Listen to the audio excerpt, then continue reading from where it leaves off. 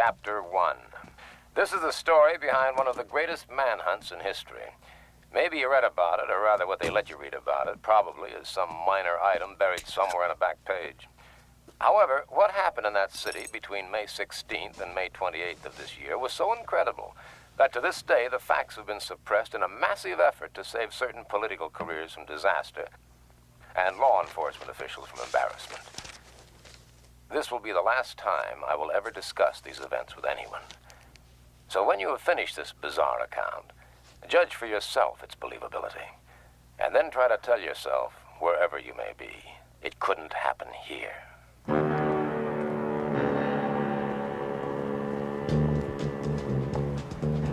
Sunday, May 16th.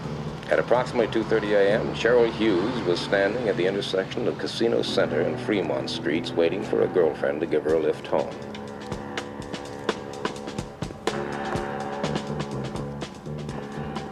Cheryl Hughes was 23, 5 feet 5 1/2 inches tall, 118 pounds, blonde hair, light brown eyes, swing shift change girl at the Gold Dust Saloon. Cheryl Hughes, tired and hungry, but just mad enough to walk the 8 blocks to her small frame house off the corner of 9th and Bridger.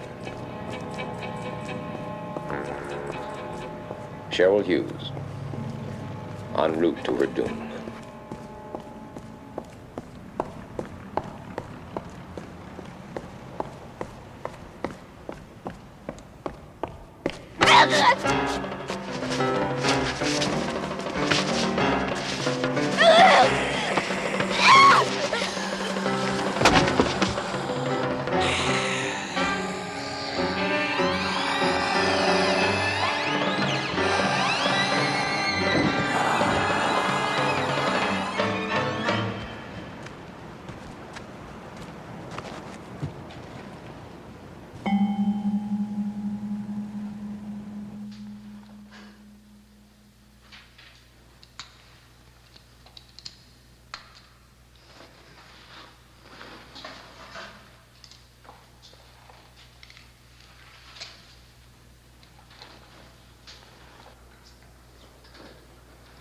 Odd.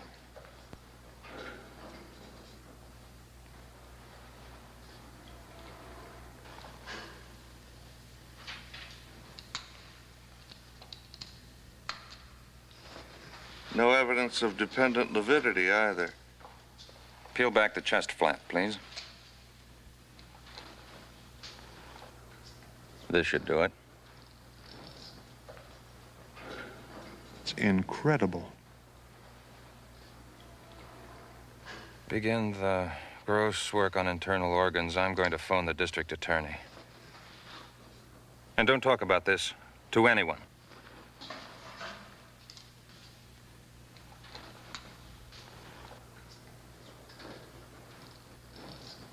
I came into it 2 days later, called back 97 miles from the first vacation I had had in 2.5 years because the story is so big no one else can handle it, according to our lovable managing editor. Rumor has it that the day Anthony Albert Vincenzo was born, his father left town. The story may be apocryphal, but I believe it. The only point I wonder about is why his mother didn't leave too. Good morning, slaves.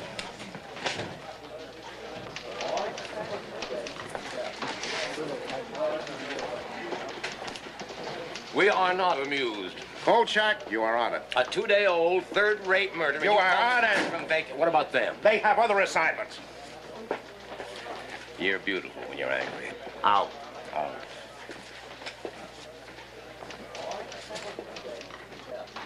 First stop, County General to see one of my most reliable spies. At least he used to be reliable.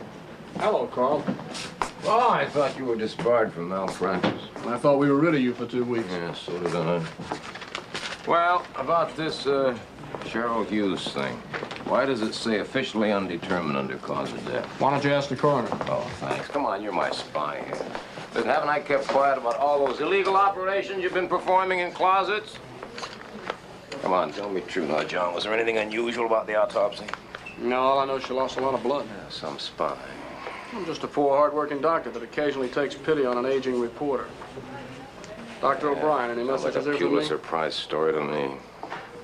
Second stop, the Gold Dust Saloon, and a chat with Gail Foster, one of Cheryl Hughes' fellow workers, and a rather close friend of mine. Poor Cheryl. I feel just terrible about it, Carl. Well, honey, if you don't want to talk about it, you don't have to. No, I want to help if I can.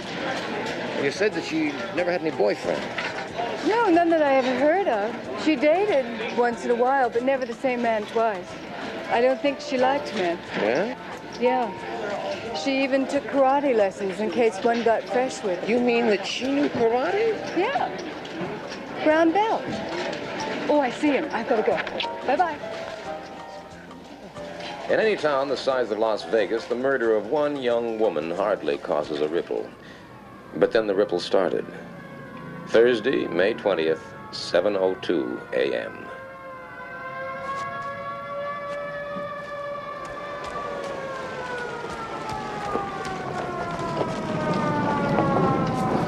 Over there. I didn't go down. I couldn't. Okay. Don, take your statement.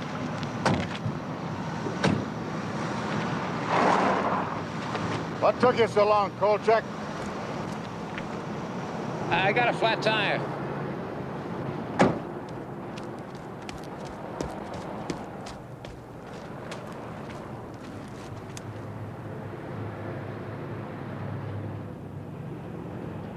Not a footprint inside. Is that physically possible? If it happened, it's possible. Well, it sure looked like it happened. Now, come on. Bonnie Reynolds, 27, divorced, cocktail waitress at the Harem Room Casino.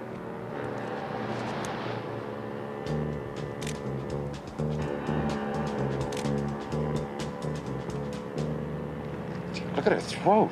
She must have lost an awful lot of blood. Cheryl Hughes lost a lot of blood, too. You read that in the newspapers, did you? No, I didn't read that in the newspaper.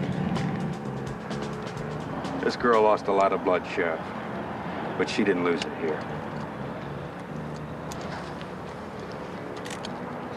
Anything? We found a purse. There's signs of a struggle up here. But nothing in between. Only our footprints.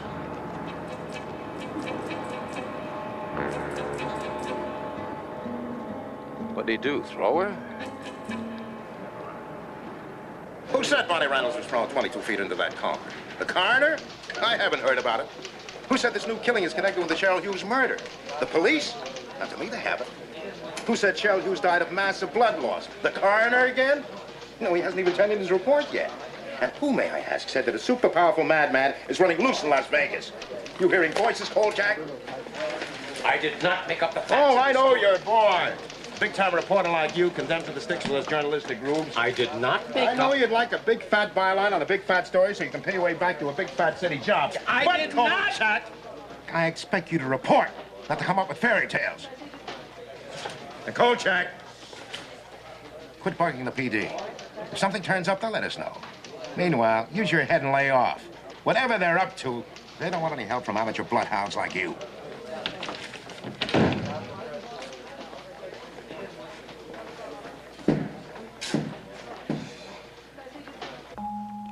Friday, May 21st, 8:06 a.m. Apartment of Carol Hanachek, swing shift cocktail waitress in the Bird of Paradise show lounge. She'd gotten home around 2:15 a.m., poured herself a glass of milk, opened the back door of the kitchen for reasons unknown, and died like the others.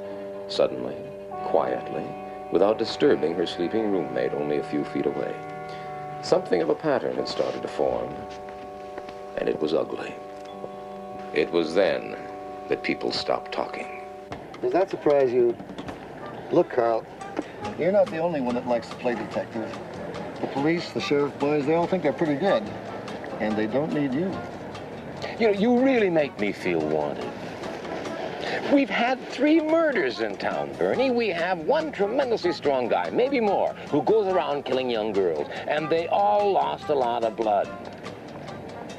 Hey, you weren't supposed to know about that. No, I'm not supposed to know about that. That I know it. What about you people down at the Bureau? No, this is nothing for the Bureau to mess with at this stage. Yeah, well, you could make some unofficial inquiries for me. Like? Well, like, you could check around the country and check all the hospitals and see if any of them have had corpses recently, like ours, you know, all with a big loss of blood. You could check all the insane asylums across the country, the bug houses, see if they released recently a nut who thinks he's Count Dracula, even if he's done nothing to prove it. Do you believe in vampires, little boy? Oh, that's funny. That's very funny. It's very funny, Pretty. Ha-ha. What are you going to do? Are you going to sit like a cheap gonoph guzzling my beer? I'll think about it, okay? Meanwhile, I hope it doesn't disillusion you to know that the local law enforcement people go along with your views. Oh? Somewhat. At this moment, they're waiting for a special report from the coroner and 2 pathology experts who were flown up from LAPD. Oh, yeah? Along with a small truckload of equipment. Hey. Oh, hi, Marilyn. How are you? Hey, I like your luncheon place. Yeah. Well, say, if you want to hear the special report, meet me at the sheriff's office. Starts at 6:30. Hey, thanks. Don't thank me, just be there. Where you go? Oh.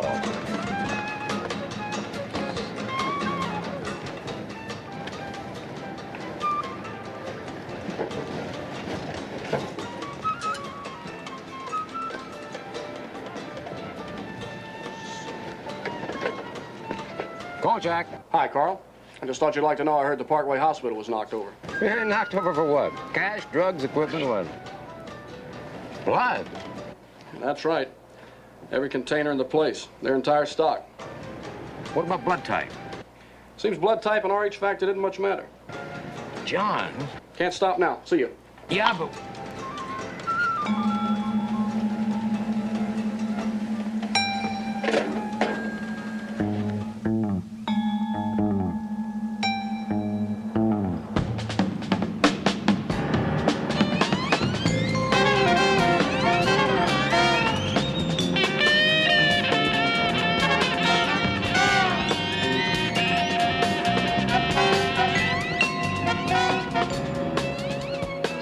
p.m., Clark County Courthouse. Present, in addition to myself and 2 incompetents who called themselves reporters, were Warren Butcher of the Sheriff's Office, Thomas Payne of the District Attorney's Office, Captain Edward Masterson of the Las Vegas Police Department, and old buddy Bernie Jenks, holding forth with his inimitable cool, Dr. Robert McCurgy, boy coroner. We found that death in each case was extremely swift, coming in something less than a minute. After the initial wounds were inflicted, the blood was drained very quickly, some kind of suction device being used. Now, this would explain why no blood was found anywhere in the victims or in the areas they were discovered. Doctor, Cold Shack Daily News, do you have any idea what could have made these wounds? They're not unlike the bite of a medium-sized dog. What do you mean, dog? What? Dog. What are you telling us? A dog did these murders? I didn't mean to indicate that the wounds were actually inflicted by a dog, only that they're similar to those which might be caused by a dog. A rather interesting point is that we found another substance mixed in with the traces of blood in the throat wounds, namely saliva. What do you mean, saliva? I mean saliva, Sheriff Butcher. Human saliva.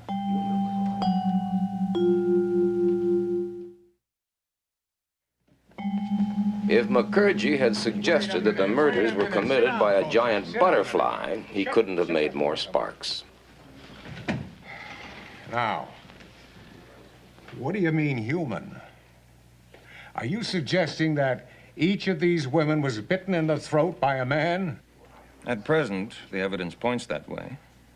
However, I couldn't and wouldn't hazard a guess as to motivation. I can only be sure they each died from shock, induced by massive loss of blood. Dr. McCurgy, is it possible that he killed these women by biting them in the throat for the express purpose of drinking their blood? Kolchak, now you're here by the mutual suffrage of us all. Sufferance. What? It's sufferance, Sheriff. Well, whatever it is, just shut up. I'll answer that. There have been cases of people who, through some mental derangement, have come to believe they were vampires. In Germany in the 1920s, there was one fellow who did use his teeth to rip out his victims' Now, we throats. are not going to jump to any conclusions about who or what killed these women. It is possible, you know, to type a person's blood from his saliva. If I were you, gentlemen, I'd look for a very anemic fellow, possibly with some rare blood disease. Well, I don't care what kind of a nut killed these women.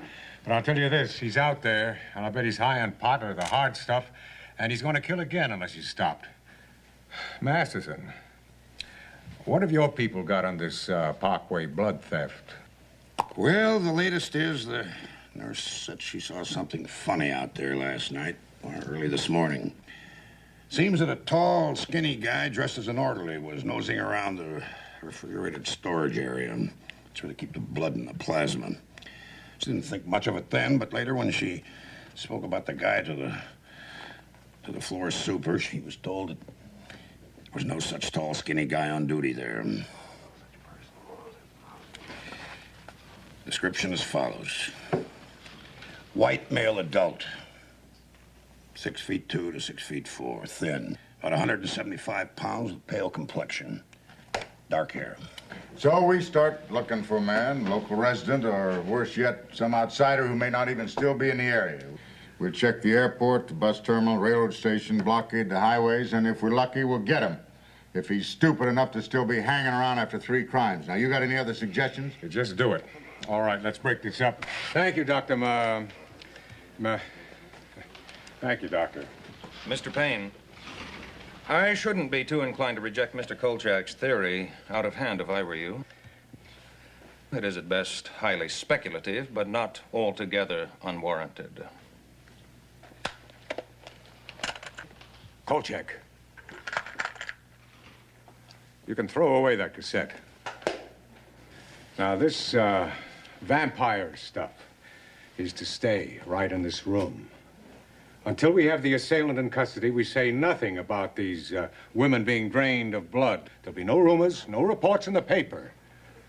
The official opinion at this time is that the cause of death is undetermined.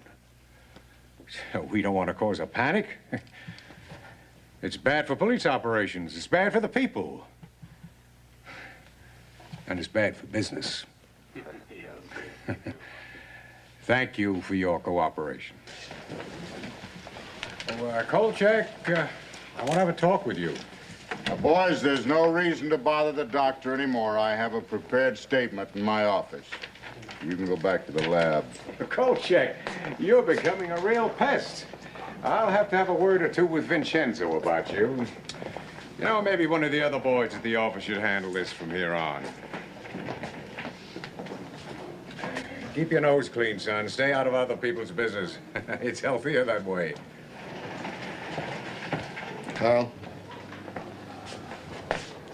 will you watch what you're saying? You know these guys. You could find yourself out of a job in 86 all over town. That go for you too, Jenks? Oh, boy, who can talk for you when you get like this? Now, listen, I'll nose around unofficially for you on anything you bring me, just between the two of us. But do me a favor and stay away from me for a few days, just for friendship's sake.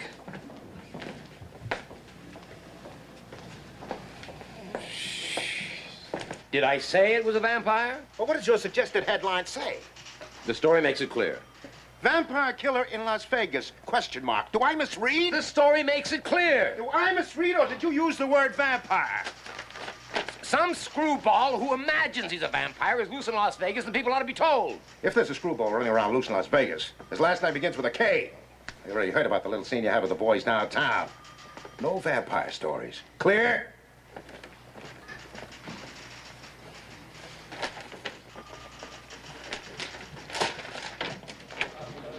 How about a special featurette with a border of roses?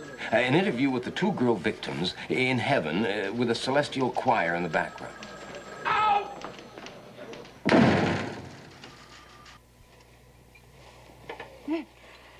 Oh, I'm sorry.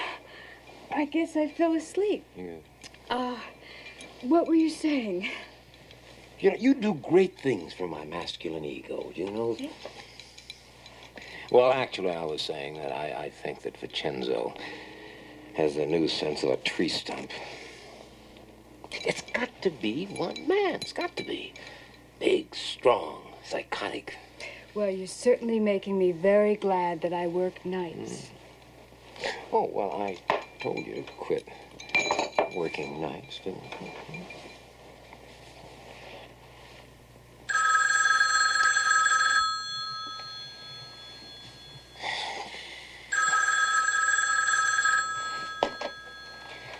Kolchak.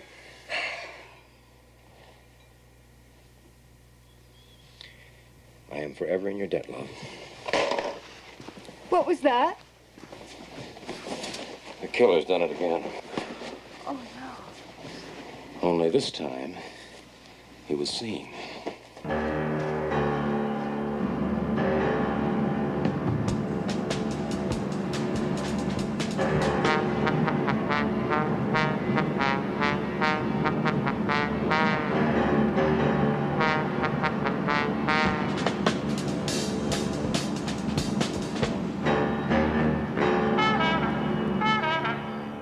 Standing over there.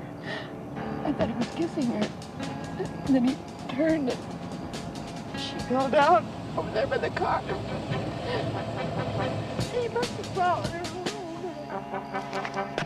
I'm sorry. I can't.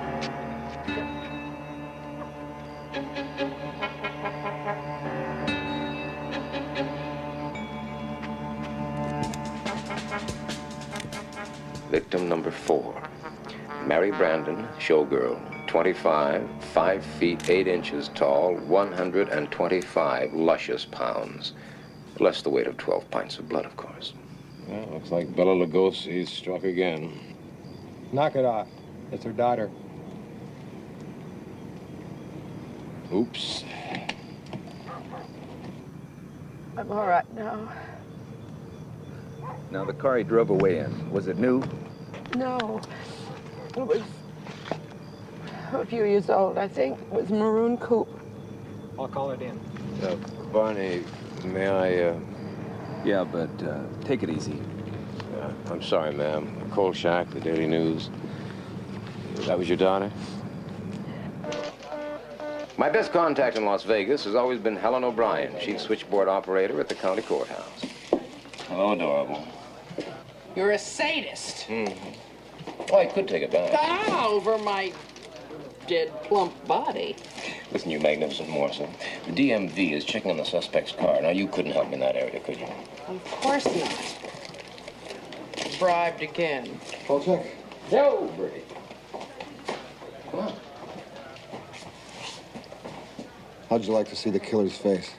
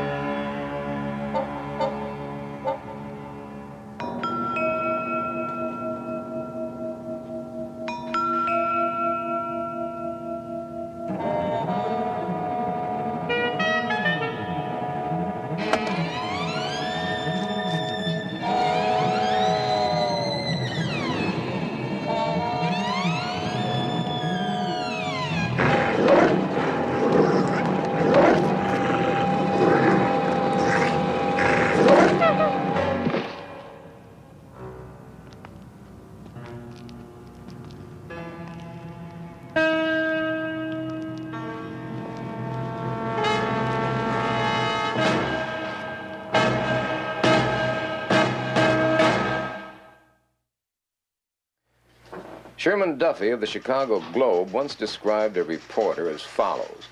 Socially, he fits in somewhere between a hooker and a bartender. Spiritually, he stands beside Galileo because he knows the world is round. Not that it does much good, of course, when his editor knows it's flat. Kolchak. Shelley Forbes has got to be his 5th victim. Look at the way her dog was killed. You'll never give up, do you? What do you mean? I mean, this is unacceptable. Unacceptable? Kolchak, I'm very close to firing you, even though the owner of this paper has a soft spot in his head for has-been big city reporters. I am tired of your pressure, Kolchak. I'm tired of the owner's pressure. I'm tired of the pressure from all around me to blow the story up on the one hand and keep it under wraps on the other. I am tired of being the middleman, Kolchak. Do you understand that? Can you understand that? What do you want, Vincenzo? A testimonial from Count Dracula? Out! Get out! What is this get out game we play? This nut thinks he is a vampire. He has killed 4, maybe 5 women. He has drained every drop of blood from every one of them. Now, that is news, Vincenzo. News. And we are a newspaper. We are supposed to print news, not suppress it. You know darn well why we're soft peddling this thing. No! Tell me why. Could it be because we have been told to? Kolchak, you are an idiot. Worse, you're irresponsible. All these murders mean to you is a byline. Well, what the hell difference does it matter what it means to me? The point is that we are suppressing news. We are withholding information. Everybody in town knows what's going on. The police, the DA, the coroner's office, every reporter on every newspaper in Las Vegas knows what's going on. The only people who don't know are the people. At last you got the point, Kolchak. The people in Las Vegas don't know. Because the people in Las Vegas would come unglued if they did know. Even more than they're coming unglued already. Capiche? Tuesday, May 25th, 7:30 p.m. Helen O'Brien had told me that the DMV had come up with 16 possibles. All but one had been eliminated. The car owner's name, Martin Lubin. Address on Spring Mountain Road. Name and address, both phony. Name of salesman who sold car, Fred Hurley. So I sets him a price. He don't say nothing. He just stands there looking at me. All right, now, how'd you find out about this, Kolchak? Well, a fat little bird told me about it. Now, Don't you stop just on my account. keep your mouth shut. Yes, sir. Okay. Well, like I said, he just stands there looking at me. Then he tells me the price is too high, $300 too high. And he keeps staring at me as if daring me to tell him the price is $1,200. Is this fella? Now, stop doing our job for us, Kolchak. That's already been established. Yeah, well, you see, I told him only he had a mustache. Mustache? Ah, did you sell him the car? Well, I started to say no. But something inside tells me, don't mess with this guy. I mean, he's a creep. With them red eyes and that voice, he's enough to keep a guy from working nights. All my life, I've waited for a story like this. All my life. And when it finally comes, I can't get it printed. Do you know, the holes in Mary Brandon's neck were airbrushed out before they printed the photographs? Yeah. Carl, if you keep going on like this, you're going to get fired again. Let's see, how many times has it been? Twice in Washington, 3 times in New York, twice in Chicago, and once, or was it twice in Boston? Huh. I'm becoming extinct in my own lifetime. Homo nous hocus, natural habitat, a pool of sour mash bourbon. You know, I really ought to light a candle to Ben Hecht. Here. You ought to quit your job, you know.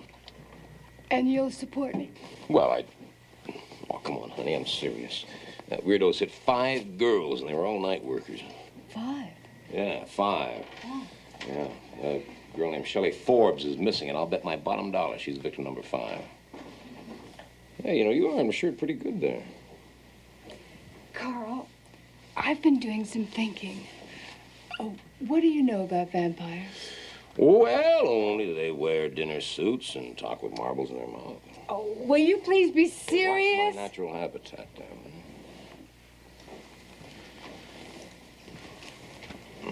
it. Open it. Oh.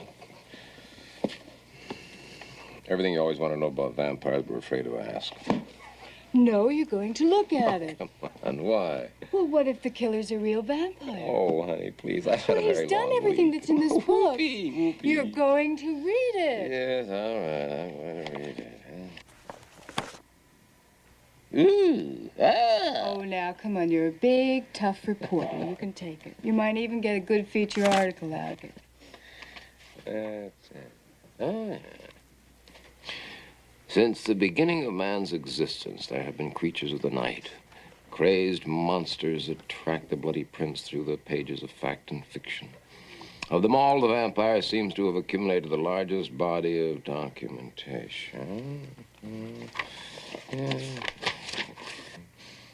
By night, the vampire is virtually indestructible, fearing only the sign of the cross. Before daybreak, he must return to his coffin, otherwise he will be destroyed by the purifying rays of the sun. It is then, while he lies dormant, he can be destroyed by hammering a wooden stake through his heart. According to the legend, the victim of the vampire will ultimately rise again as the living dead and must be destroyed in a similar manner. From any source available, the vampire must have blood.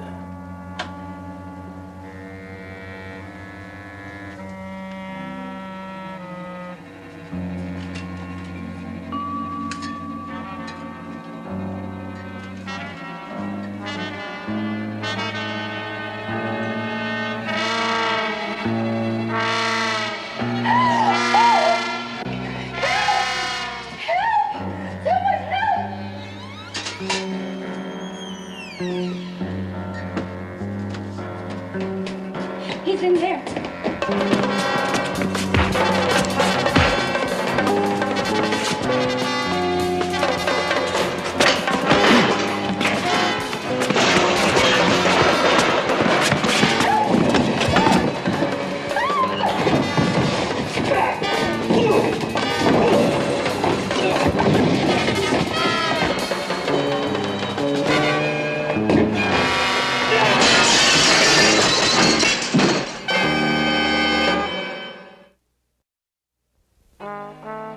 I was doing double duty as night editor when the PD squawk box went crazy about a wild brawl at the Old Town Hospital.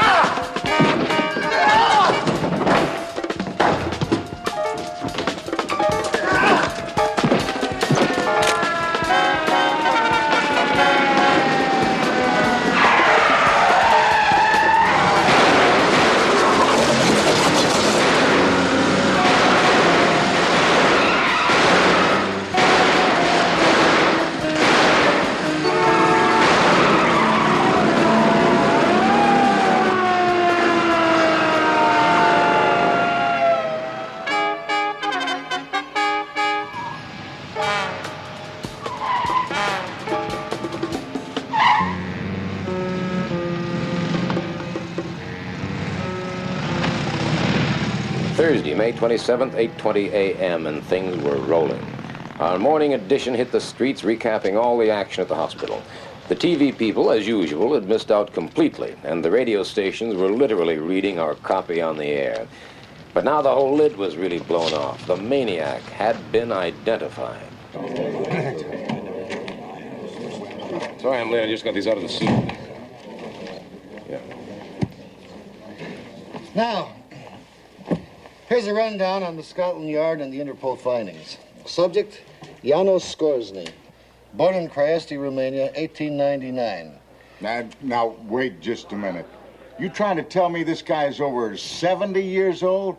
Come on, Bernie, your boys have come up with a wrong man. Like hell we have. These facts have been triple-checked and confirmed. Now, look, I've been up all night, and I'm pretty tired. Now, do you want it or don't you? All right, Bernie, just take it easy. Let's hear it. All right. Skorzny's father died in 1923. He left somewhere between $75 and $100 million. At this time, he began to travel, and he became known throughout Eastern Europe as a big lover of nightlife. Now, we don't have a lot more on him before World War II. However, Scotland Yard reports that he showed up in England just in time for the German Blitz. I'm sure Mr. Kolchak will find the following facts of interest. Such formality from a man who always guzzles my beer. While in England, he passed himself off as Dr. Paul Belasco, specialist in hematology research. His work involved freshly killed air raid victims from various London emergency rooms. As a matter of fact, at his residence in Shafto Court, he installed several kinds of sumps, tubs, and an extremely large commercial meat freezer. In 1948, he turned up in Canada still as Dr. Belasco, and further checking made his presence known in almost every place along the U.S.-Canadian border where rioting and violence and a number of dead bodies were found. We believe he left Canada for Vegas April 19th under the name of Detective Constable Alan Hensley. Now, because of his British citizenship, he is an international fugitive. So my people are very interested in him. This is no longer just a local matter. Now, gentlemen, the one constant that has shown up in all of our reports is that Skorzny's travels have always been accompanied by a number of unexplained killings, many of which have one thing in common: a massive loss of blood. So, if Skorzny is not the vampire of Mr. Kolchak's theories, he is certainly the suspect of multiple homicides extending back some 30 years. Mr. Jenks, you seem to be running this show. Could I have a minute to say something? Mr. Kolchak, you have the... Kolchak? Now, you keep it short. I was at the hospital yesterday, and a lot of things were happening that you just simply cannot explain away. Sheriff, your own men shot at him, some at point-blank range. How come it didn't even slow him down? How come a man over 70 years old can outrun a police car? How come the same man, when slugged in the head, doesn't even bleed? Now, I saw those gashes in his head, and whatever was trickling down from those wounds, it was clear. It was now, this guy's got a motor mouth. Can't we shut him up? No, let him hang himself. Then we'll finally be rid of him. So far, he has killed 4, probably 5 women. Now, the coroner said that those bite marks on the throat were made by human teeth. He practically confirmed the fact that he actually drank their blood. Now, wait, now, whatever the Skorzny may be, he seemed to be functioning as if he were a vampire. Now, you can go on operating as if he were an ordinary man. That's up to you.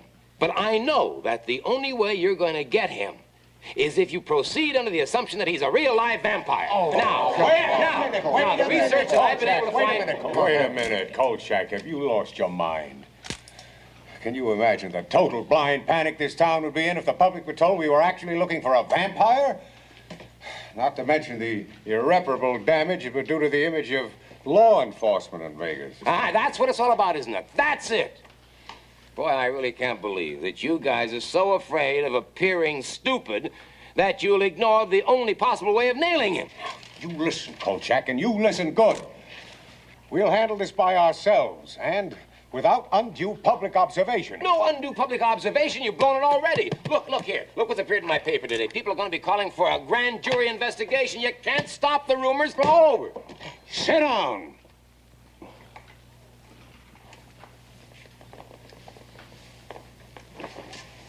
I don't care what's been printed in the newspapers.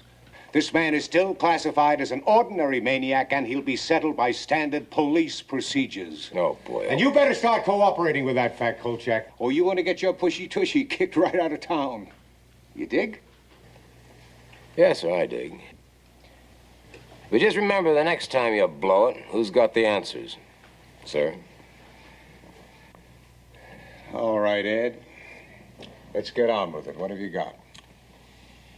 Well, the 2 departments combined have 650 men on full-time duty. All leaves are canceled, and everyone's working a 16-hour day. Our chopper is going from dusk to dawn. We've got unmarked cars patrolling the casino center and the Strip.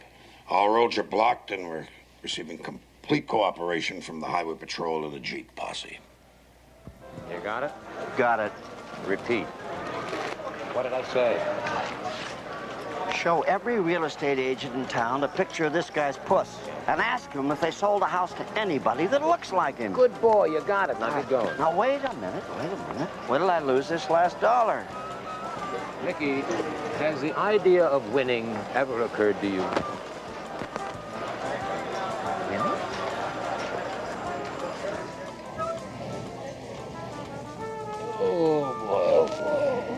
You spoke. You know, I have a very strange, unhappy feeling that the police are never going to catch his murderer.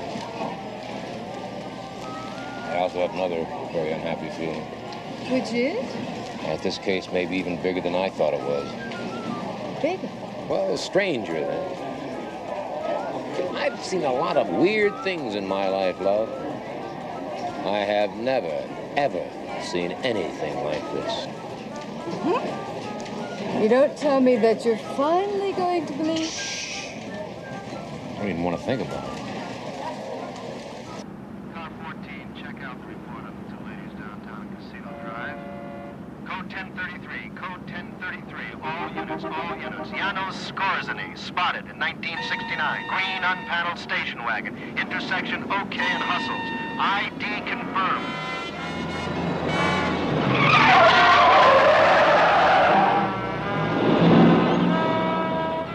Positive visual contact made.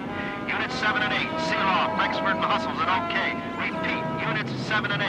Unit 3, close off Park Paseo, Las Vegas Boulevard. Units 4, 6, move north to face Unit 3 at Park Paseo and 5th. Unit 5, move up to Bracken. To 5th place, to 5th place. All units.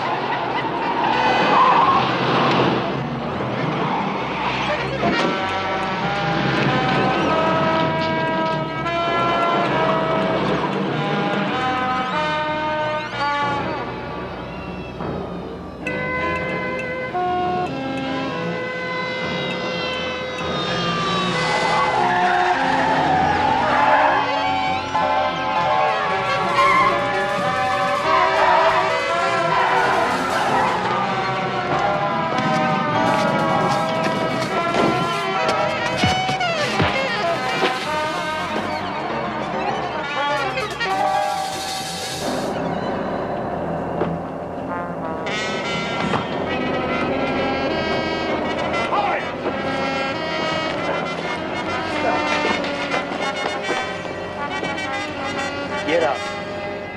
Slowly.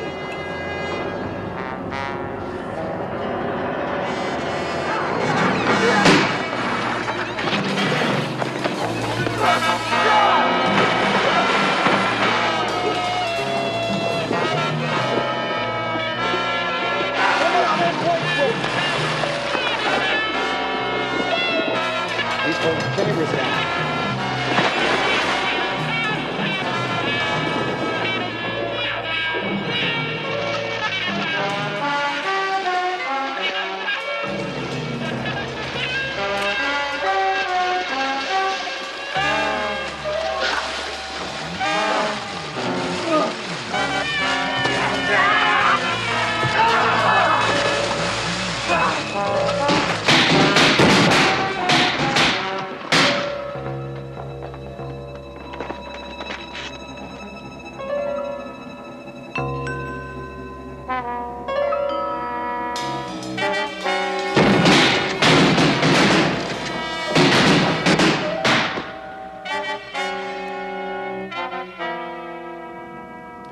Friday, May 28, 3:17 a.m. Despite the helicopters, the highway patrol, the Jeep posse, despite the blocking of every major road and highway, despite the mass coverage of Las Vegas by every available man in both police and sheriff departments, Janos Skorzeny was still at large.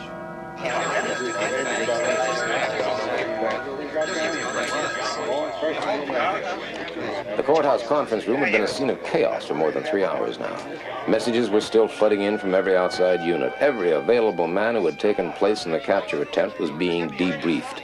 At the hospital, 2 officers had died and a third was hovering on the edge.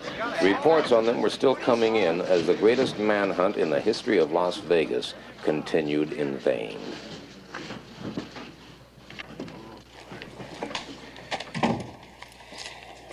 Oh, thanks, Bernie. Yeah. Well, what are we going to do?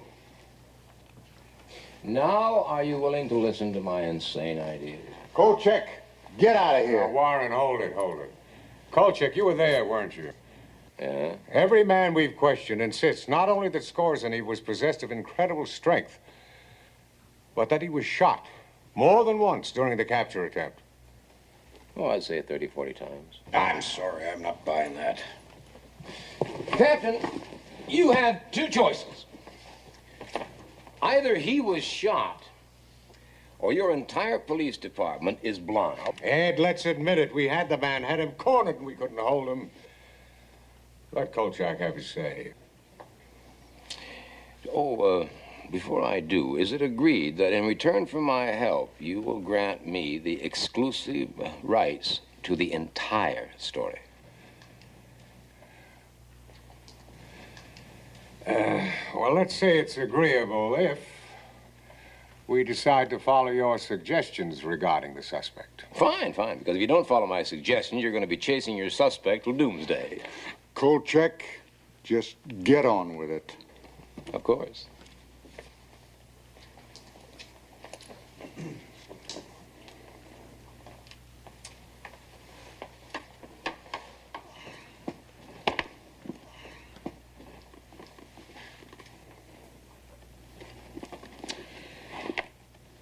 Each man in the field is to be issued one of these, to be carried in his pocket. This gentleman... Where'd you get that? Well, I have a friend who's got a furniture repair store. I woke him up and had him make it. Each man in the field is to be issued one of these and one of these. Are you suggesting that we pound one of these into Skorzeny's chest? No, into his heart. There's a legal phrase for that, Kolchak. You might have run into it once or twice in your broad experience. It's called premeditated murder. It's the only way you're going to stop him. You heard your own men. Can they all be wrong? Oh, you can stop your nighttime chases from now on, too, gentlemen. The only hope you have is to spot Skorzeny and then track him back to where he lives and wait until sunrise before finishing him off. He's only vulnerable during the day. At night, he's much too strong. Yes, gentlemen, I hate to say this, but it looks as if we have a real live vampire on our hands.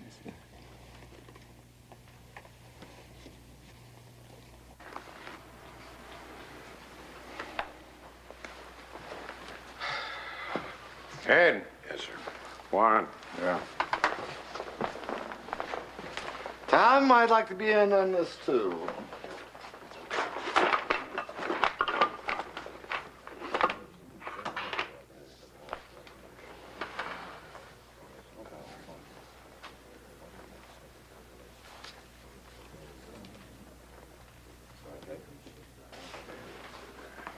Okay, Kolchak, you've got yourself a deal.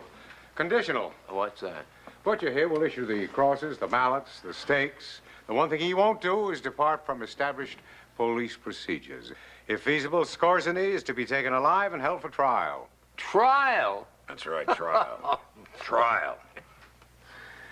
All right. In return for what? You'll get the exclusive rights of the story. Good. When the blackout is lifted. Yeah. Any other conditions? One more. What's that? If it turns out you were wrong, you're to be out of town in 12 hours. Take it or leave it.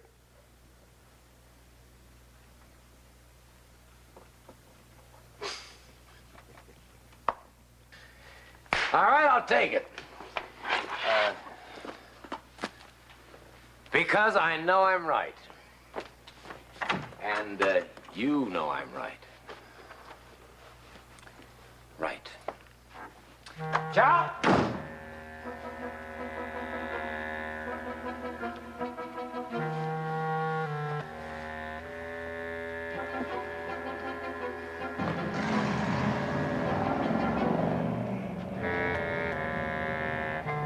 I'll take Manhattan, the Bronx and Staten Island, too. Watch out, you great big wonderful Big Apple. Kolchak's coming back. Yeah! There's Manhattan's coming here. Wait till I get to a rain. It's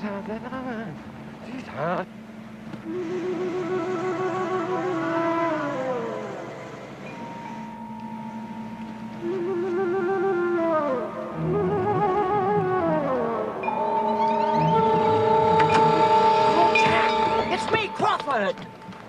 What are you doing driving off with me in the back seat? What are you doing in my back seat? I wanted to talk to you. I saw your car parked here, so I got in to wait for you, and I got sleepy. You got sleepy.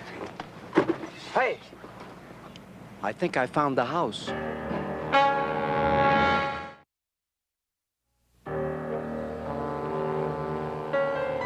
I told Crocker to give me 30 minutes before telling Jenks where I was. That way I could get to see the house alone for a while and also keep the police from arriving before dawn, which I knew they'd do if they got the chance, no matter what I told them.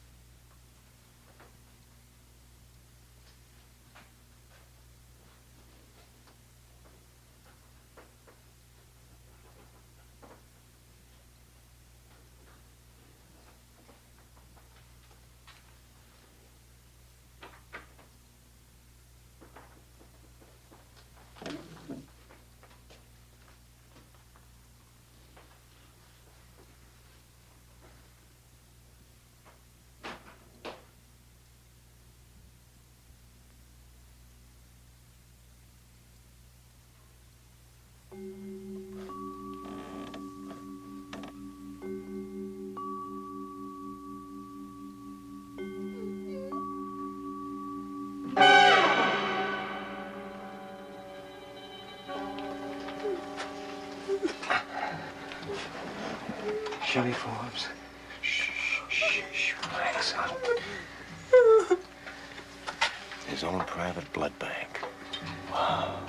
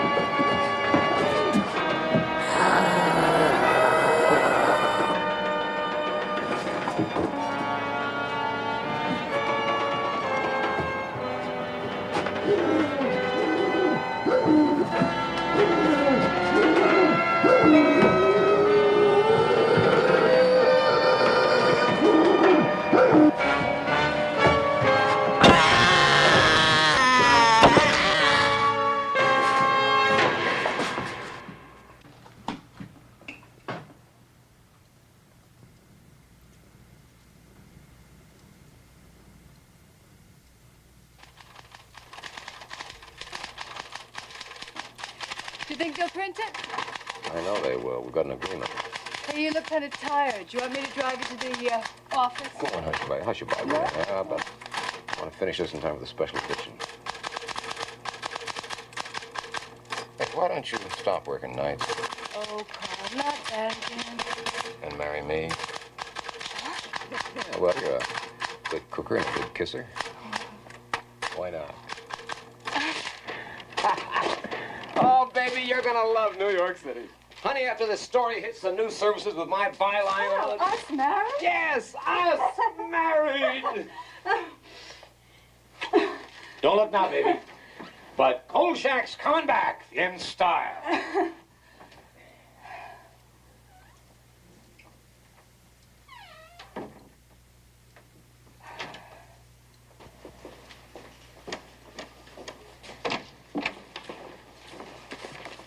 There you are, Vincenzo. And if I do say so myself, it's sensational.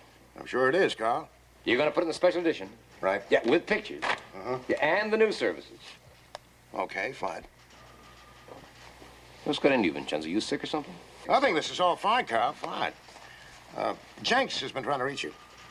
Yeah, what do you want? He wants to see you over at the DA's office. Why don't you run over there now?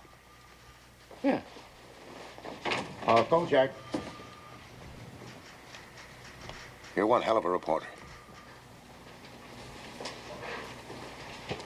Thank you, sir.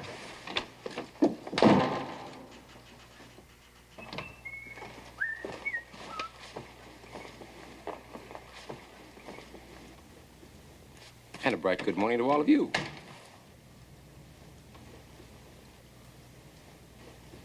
Bernie, what did you, Is your name Carl Kolchak, and do you reside in the city of Las Vegas? Well, you know my name's Carl Kolchak. What's going on? Carl Kolchak, you're under arrest on the charge of murder. The state requires that you be informed that you have the right to remain silent. No. Oh, no. No chance. You're not going to pull that one on me. No. Kolchak! You are under arrest.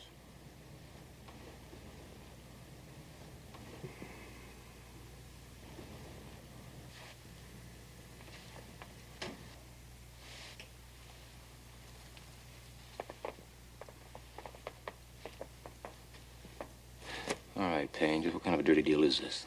You have a very short memory, Kolchak. A few hours ago, Sheriff Butcher himself saw you actually pound a wooden stake through a man's heart with this mallet. A man wanted for questioning. Questioning, mind you. He hadn't been arrested. He hadn't even been charged. You broke up our stakeout, and after we were kind enough to invite you to go along, you just charged in there in front of us and killed Janos Skorzeny before we had a chance to do anything. Well, you were even ranting and raving about this Skorzeny being some kind of a vampire, and you had to save the world. And that, Mr. Kolchak, is murder one. Now, if you plead insanity, you might get lucky, but I promise you this. You'll be committed to an asylum for the rest of your life.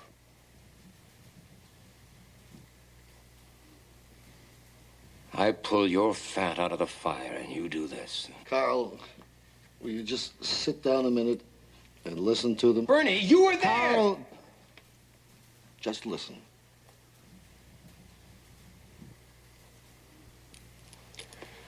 This is your story, Kolchak. It's already being printed. This morning, shortly before sunrise, Las Vegas Sheriff deputies under the command of Sheriff Warren A. Butcher, 45, surrounded the home of Janos Skorzeny, a fugitive from a federal warrant, and in a pitch-gun battle were forced to kill him. Never. You'll never get away with it. What's to stop me? You're gonna stop yourself, Kolchak. Because if you open your mouth, we'll find you, bring you back, use this warrant, and put you away forever.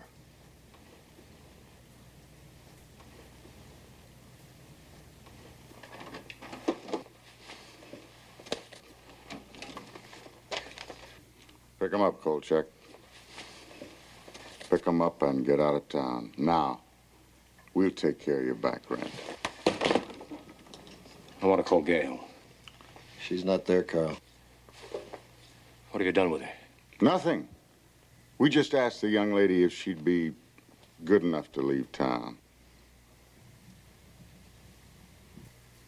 She's an undesirable element, Kolchak, and we don't want undesirable elements in Las Vegas.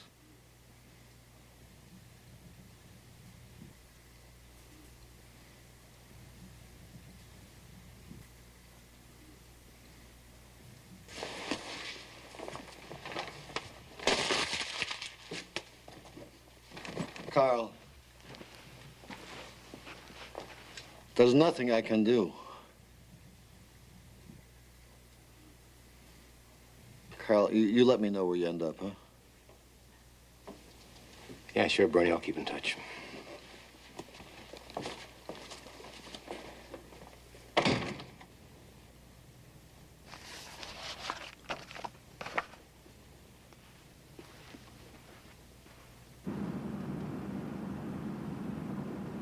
So all the loose ends have been gathered together and tied into a pretty knot right around the neck of guess who. After I left town, I began putting notices in the personal columns of newspapers from San Francisco to St. Louis. Until I ran out of money, that is. So far, I've received no answers, but I'll keep trying, even though I don't think I'll ever find Gail Foster again. Maybe it's just as well. So that's it. The book's finished, and now you'll have to judge for yourself. I must warn you, however, if you try to verify this account, you will find it quite impossible. Item, in Washington, D.C., there was no longer a file listing the suspect under his true name or any of his alleged aliases. Item, in Las Vegas, all of those who were involved have either left town, aren't talking, or are dead. I haven't had a decent night's sleep since all this happened. And now you might find it difficult, too, because there is still one fact that cannot be buried. After the death of Janos Skorzeny, he and all of his victims were immediately cremated. Why? Remember the legend? All those who die from the bite of the vampire will return as a vampire, unless destroyed first. So think about it and try to tell yourself, wherever you may be, in the quiet of your home, in the safety of your bed, try to tell yourself, it couldn't happen here.